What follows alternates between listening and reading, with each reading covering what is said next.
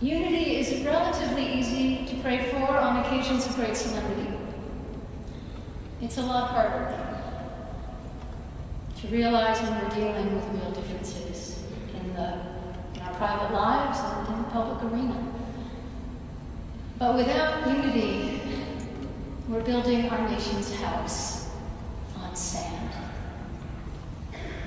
With a commitment to unity that incorporates diversity and transcends disagreement, and with the solid foundations of dignity, honesty, and humility that such unity requires, we can do our part and in our time to realize the ideals of the dream of America.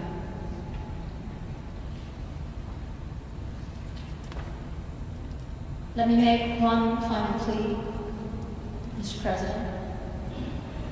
Millions have put their trust in you. And as you told the nation yesterday, you have felt the providential hand of a loving God. In the name of our God, I ask you to have mercy upon the people in our country who are scared now. There are gay, lesbian, and transgender children in Democratic, Republican, and independent families.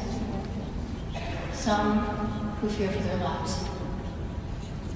And the people who pick our crops and clean our office buildings, who labor in poultry farms and meat packing plants, who wash the dishes after we eat in restaurants and work the night shifts in hospitals, they may not be citizens or have the proper documentation.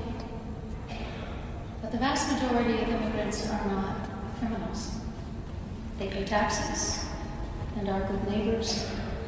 They are faithful members of our churches and mosques, synagogues, gurdwara, and temples.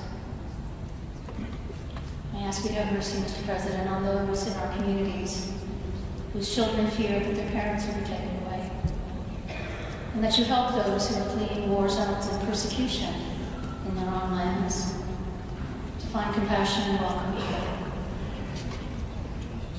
Our God teaches us that we are to be merciful to the stranger, for we will all want strangers in this land. May God grant us the strength and courage to honor the dignity of every human being, to speak the truth to one another in love, and walk humbly with each other and our God for the good of all people in this nation.